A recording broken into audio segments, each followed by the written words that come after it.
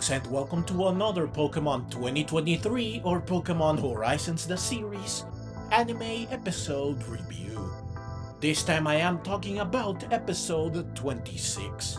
So let's get to it. In this episode, during breakfast, Terapagos refuses to eat Pokemon food and it disappears, prompting an airship-wide search for it by Liko and Roy, who have trouble finding it, though they soon do.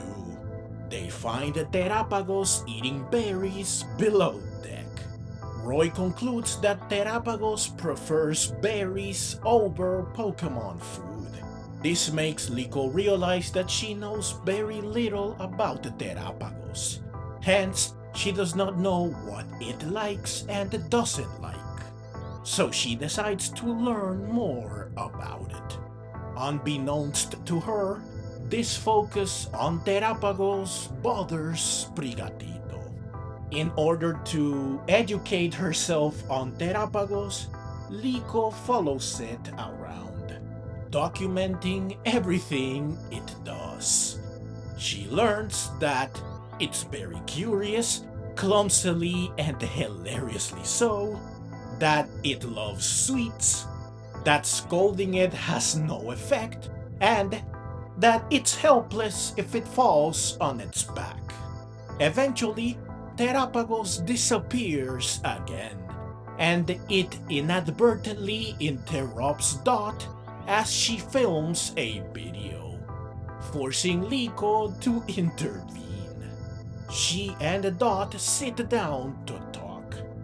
Dot points out that since Terapagos awoke just recently from a slumber of who knows how many years, the world must now be quite different from what it was when Terapagos was up and about.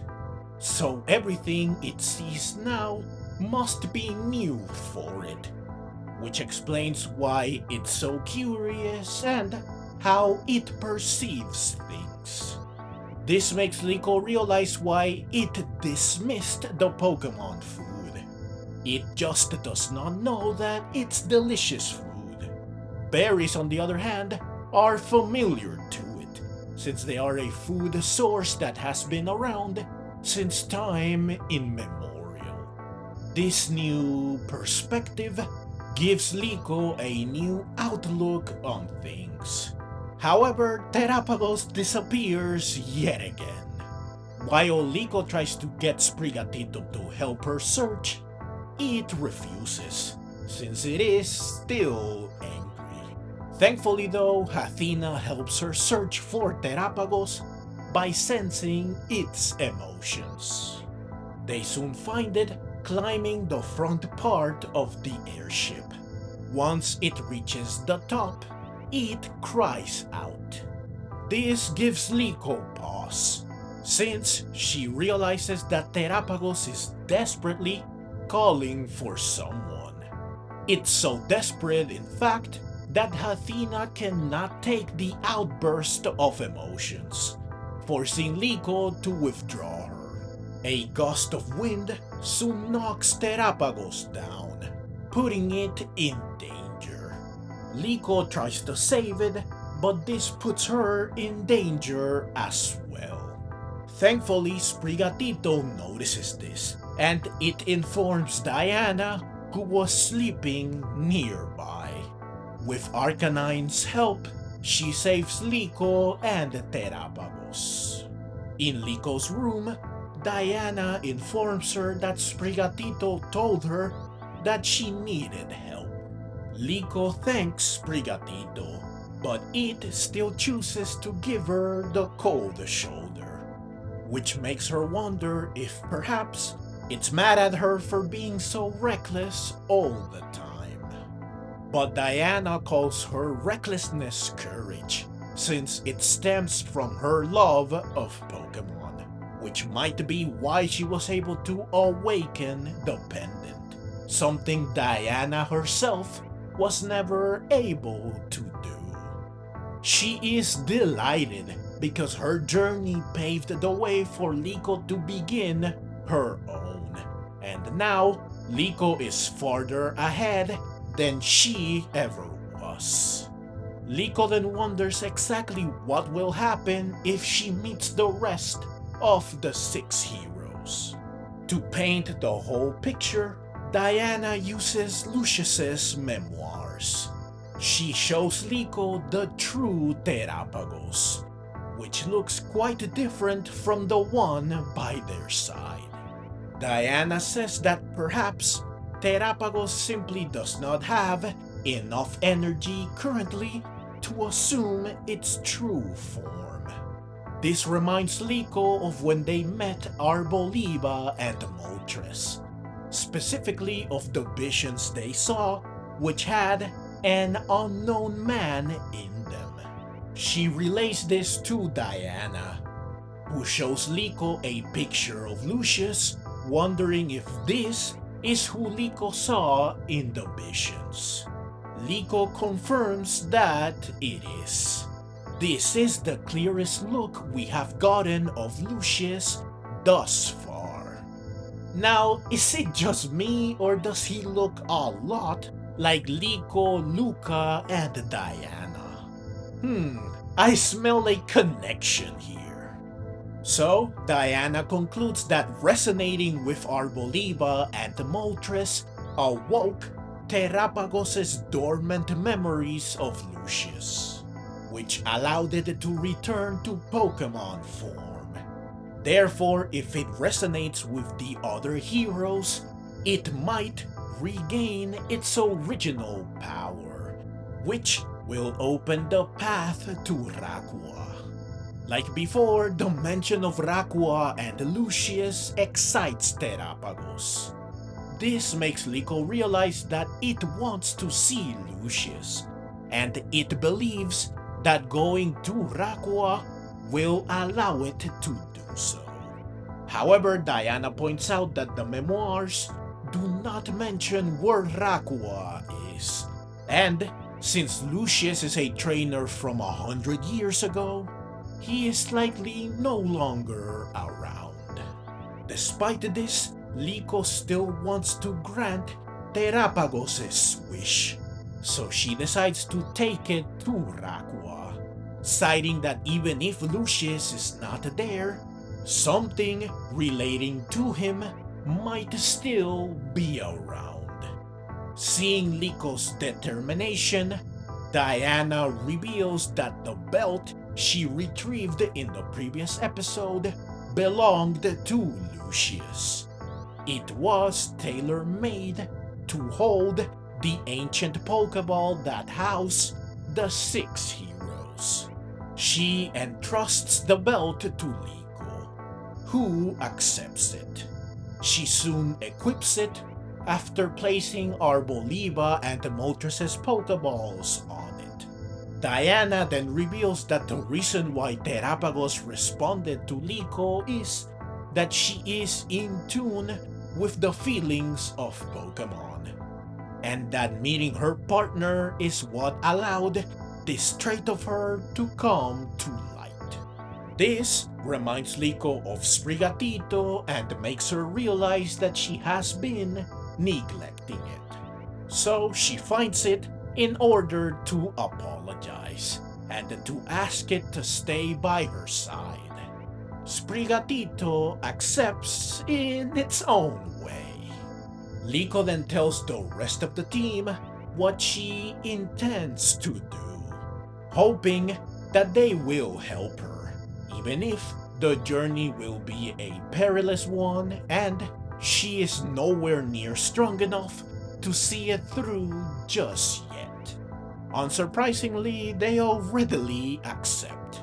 However, Freed points out that while they know the identity of the remaining heroes, they have no information regarding their whereabouts. Therefore, they cannot set a course or plan for finding them. Still, Roy adamantly declares that he wants to find Rayquaza first. Thankfully for him, Dot soon reveals that a bunch of sightings of the elusive sky-high Pokemon have been reported all over Galar, meaning that it's still close by.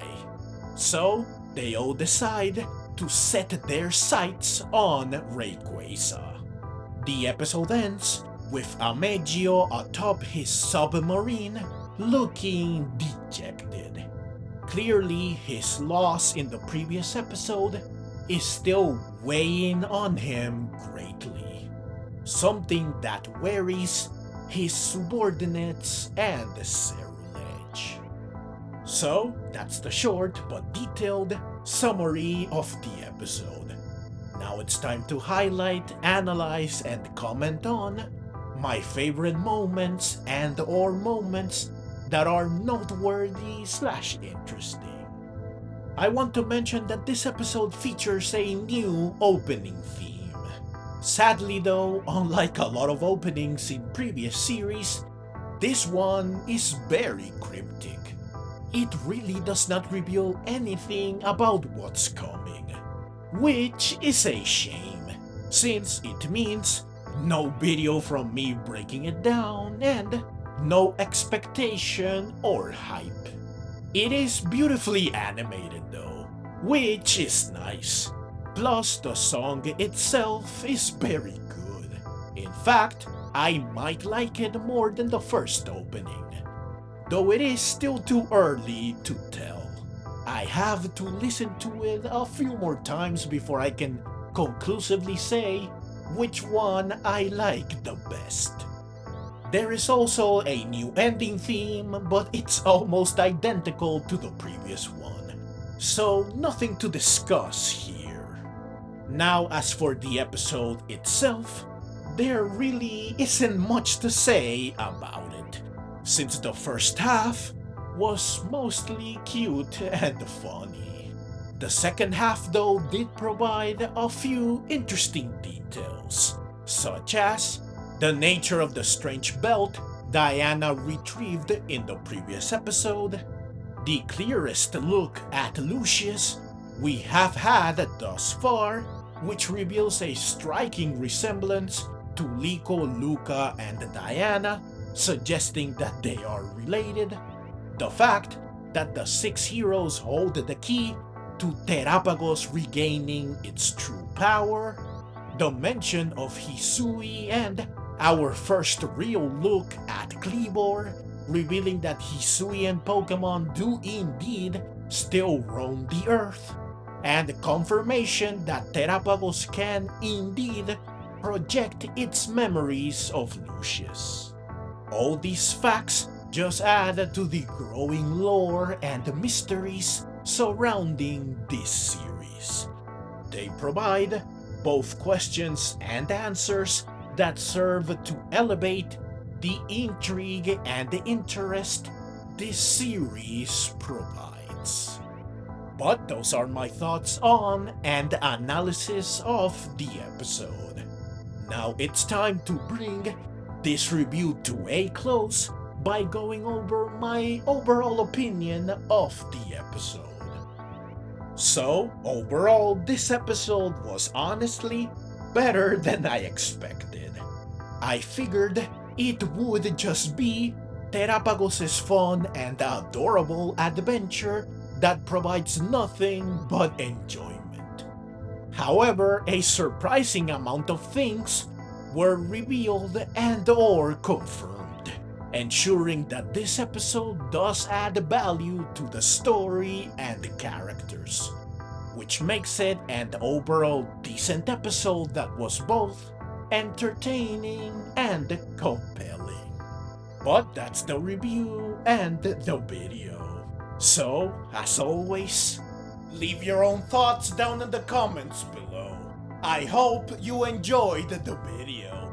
If you did and would like to see more like it, then please consider subscribing to my channel. I love Pokemon and I love making videos on both the anime and the games. Also, please consider clicking the links on screen so that you can check out more videos like this one right away. Additionally, down in the description, I have affiliate links for GameStop, which is where I buy all my gaming related stuff, affiliate links for Amazon, which is where I buy all my stuff that is not gaming related or groceries, and a link to my Buy Me a Coffee page. These links will all allow you to support me directly if you would like to. I would very much appreciate it. Also, I have a link to my second channel, where I cover Resident Evil. If this is something that would interest you, then please check said channel out. Thank you so very much for watching, and let's meet again in the next video.